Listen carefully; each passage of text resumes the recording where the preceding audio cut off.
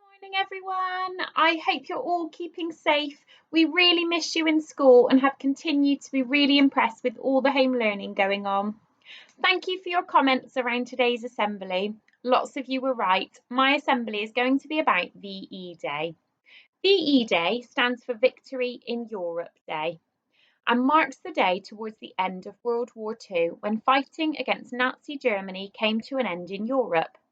Traditionally, May Day or VE Day is held on a Monday, but this year it has been moved to Friday the 8th of May.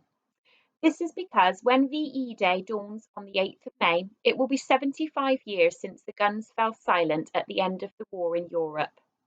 Friday will form part of a 3-day weekend of commemorative events lasting from Friday until Sunday the 10th of May. Normally this would have been a day off school, however for those of you already at home, this means that technically you do not need to complete your home learning on Friday. However, please check with the grown-ups at home as they might still want you to do it. It was on the 8th of May 1945 that Prime Minister Winston Churchill made an announcement on the radio at 3 p.m. that the war in Europe had come to an end, following Germany's surrender the day before. Huge crowds with lots of people dressed in red, white and blue gathered outside Buckingham Palace in London. They cheered as King George VI and his family, including Princess Elizabeth, our current Queen, and Princess Margaret, came out onto the balcony to greet everybody. Years of carnage and destruction had come to an end, and millions of people took to the streets and pubs to celebrate peace, to mourn their loved ones, and to share their hopes for the future. Even though VE Day marked victory for Europe over Germany, it did not mark the end of World War II. In his VE Day announcement, Winston Churchill said, "We may allow ourselves a brief period of rejoicing, but let us not forget for a moment the toil and efforts that lie ahead." Many soldiers, sailors and pilots were sent to the east to fight against the Japanese, who had not yet surrendered, and it wasn't until much later, on the 15th of August, that Japan surrendered unconditionally to the Allies, effectively ending World War II. The 15th of August is known as VJ Day.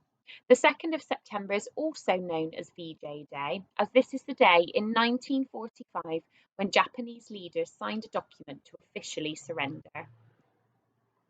While the war was over, it was not the end of hardship. Millions of people had lost loved ones and their lives had been turned upside down by the fighting. The nation had to rebuild as the war had been so expensive, and clothing and food rationing remained in place for a long time after. The 75th anniversary will provide the nation and our friends around the world with an opportunity to reflect on the enormous sacrifice, the courage and determination of people from all walks of life who saw our country through this dark and terrifying period. We will remember the members of the armed forces and merchant navy from many countries who gave their lives or returned home injured. We'll remember the hard-working women and men who operated the factories, the mines, the shipyards and farms, and the ARP wardens, police officers, doctors, nurses, firemen, local defence volunteers, and others who worked tirelessly day and night on the home front during these difficult, frightening and uncertain times. You could take part in the celebration safely from home by joining your BBC local radio station initiative in making your own VE Day Great British Bunting. The Royal British Legion is calling on people across the UK to join in a moment of reflection and remembrance at 11 a.m. on Friday the 8th of May as we pause for a 2-minute silence. I hope that we will all support this aspect of VE Day from the safety of our homes too.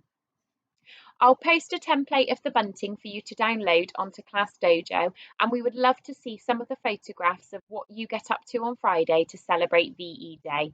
We'll see you all soon. Bye.